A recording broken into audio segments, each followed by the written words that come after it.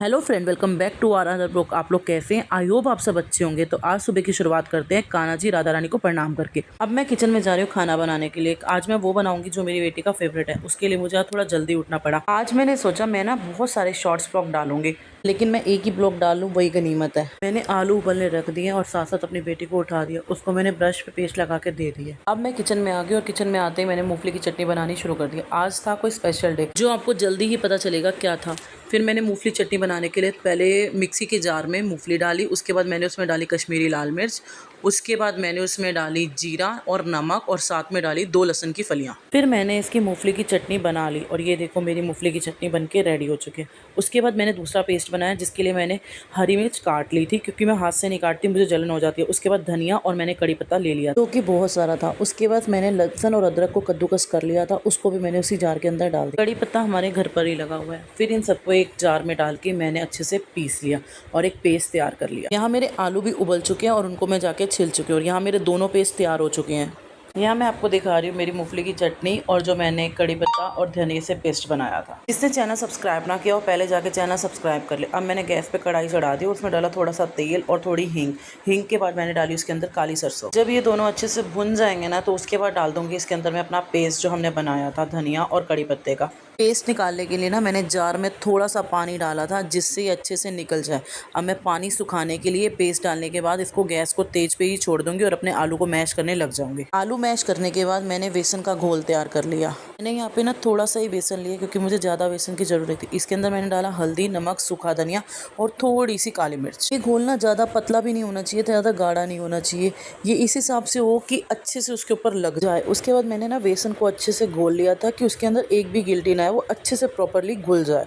फिर मैंने कढ़ाई दूसरी भी रख दी थी जिसके अंदर मैंने तेल डाल दिया खूब सारा और उसके अंदर मैंने डाली मिर्ची। मैंने ना मिर्ची डालने के टाइम पे एक गलती की, आप लोग वो ना करें। मिर्ची के बीच में ना एक कट डालना चाहिए जो मैंने नहीं डाला था, जिससे मिर्ची ना तेल में डालते ही फटने लग गई थी। उसके बाद मैंने कढ़ाई में जो पेस्ट डाला था वो भी भुन के अच्छे से तैयार हो गया। उसके अंदर मैंने उबले हुए आलू डाल दिए। फिर मैंने उसे अच्छे से भून लिया। यहाँ बीच बीच में ना मेरी बेटी आई जा रही है क्योंकि उसका फेवरेट खाना था। वैसे वो सुबह नाश्ते में कुछ खा के नहीं जाती, आज उसे हो रहा है कि मम्मा मुझे कुछ ना खा के जाना है। और वो मुझसे पूछ रही, मम्मा जो तेल की छींटें आई थी उससे आपको कोई चोट लगी है? मैंने बोला नहीं बेटा, मेरे को थोड़ा सा ही तेल की छींटें आई हैं। जब मैं कढ़ाई में तेल चढ़ाती हूँ तो मैं अपनी बेटी को अंदर नहीं आने देती। यहाँ मेरे आलू भुन के तैयार हो चुके हैं। मैंने गरम गरम की रोल बनाने लगे क्योंकि उसके स्कूल का टाइम हो रहा है, उसकी कॉम भी करनी थी, उसको रेडी भी करना था। फिर मैंने उसको बेसन में डिप करा और कढ़ाई में डाला। फिर मैंने उसे अच्छे से भुना और तैयार किया। कढ़ाई को सेक ज़्यादा लग चुका था इसलिए मैंने गैस लो कर दी थी, क्योंकि तेज पे अगर मैं उनको डालती तो वो एकदम काले हो जाते और बच्चे काले नहीं खाते। दोनों साइड से अच्छे से सेकने के बाद मैंने इन्हें कढ़ाई से निकाला।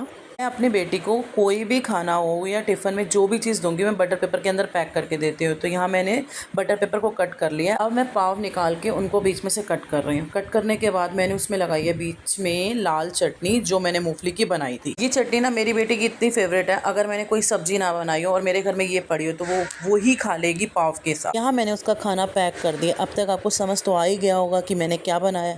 फिर मैं उसका टिफ़िन और वाटर बोतल अंदर ले गई हूँ पैक करके। उसके बाद उसको खाने के लिए भी दे दिया और साथ साथ मैं उसकी करने लगी हूँ कॉम। मैं यहाँ उसकी कॉम कर रही हूँ और आगे बैठ के खा रही है। जब बच्चों का फेवरेट खाना बना हो तो वो ज़रूर कुछ ना कुछ खा के जाते हैं, अदरवाइज़ कुछ ही। तो मेरी बेटी जब भी मुझे स्कूल जाते वक्त ये कहती है ना, मम्मा मुझे ये बना दो, तो मैं उसे वही बना के देती हूँ। अगर बच्चों का फेवरेट खाना ना बनाओ ना तो उन्हें सुबह नाश्ते में कुछ खिलाओ तो वो 1 बाइट ही खाते हैं, उससे ऊपर मम्मा मेरा ना पेट बड़ा हो, ऐसे ही बोलते हैं। और मैंने अब यहाँ पे उसकी कॉम बिल्कुल करके उसको रेडी कर दिया है। फिर मैंने उसको कहा बेटा जल्दी से आ जाओ और अपनी स्कर्ट पहन लो।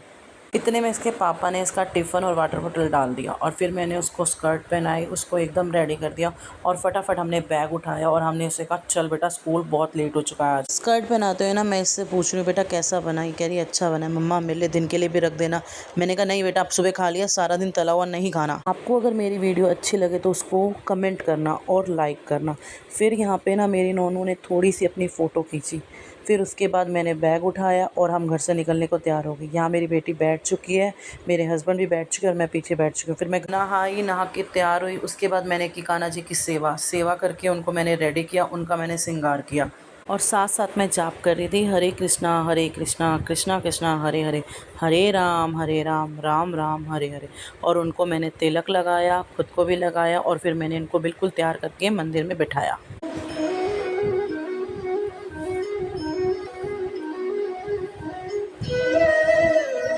यहाँ यहाँ देखो कितने ही प्यारे लग रहे हैं मेरे प्यारे मोहन।